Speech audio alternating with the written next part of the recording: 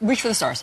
Meanwhile, a passenger stopped at the gate after the TSA confiscated something from her carry-on, saying it was a safety risk. No, it was not a firearm or a knife. It was a cupcake. Yeah, joining us now is that passenger, Rebecca Haynes. Rebecca, nice to see you this morning. Good morning. Thanks for having me. All right, so walk us through this. You were, and let's be clear that cakes and pies are allowed in carry-on luggage on flights. But what happened as you were going through the security checkpoint? Well, the agent looked in my lunch bag and noticed that there was a cupcake. I think that there was a metal ring on the jar that might have caught the attention of the metal detector. And when the agent saw this cupcake, she turned to her supervisor and said, "I'm not sure what to do with this." And he responded, "Oh gosh, I'm not sure either. It's getting harder and harder with the holidays." When she came back to me with it, I thought she'd give it back to me, but instead they confiscated it.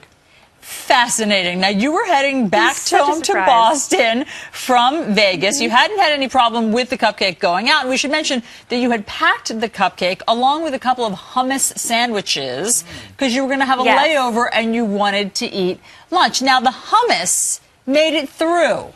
So hummus, safe, icing, dangerous. Doesn't seem very logical, does it?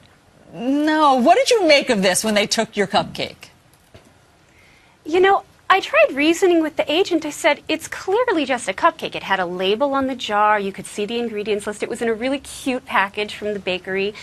But he said that it was a gel-like substance because it was conforming to the shape of its container.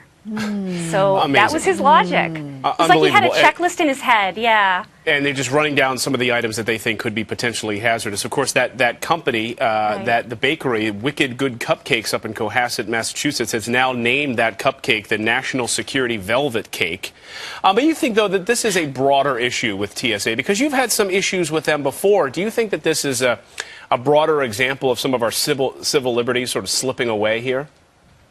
I really, truly do. I think this is the cupcake that broke the camel's back because the response I've been getting from people nationwide is that they've had concerns for years with the TSA just regularly depriving travelers of their personal property that the TSA clearly knows is not dangerous. So why are we taking away things that aren't dangerous? That's not security, that's security theater. So Wicked Good Cupcakes in Cohasset has now sent you one of the first national security velvet cupcakes because you never got to eat your confiscated cupcake. And I think you have it there, don't you? And if you have it right here. Good, you can show it to us. That does look dangerous.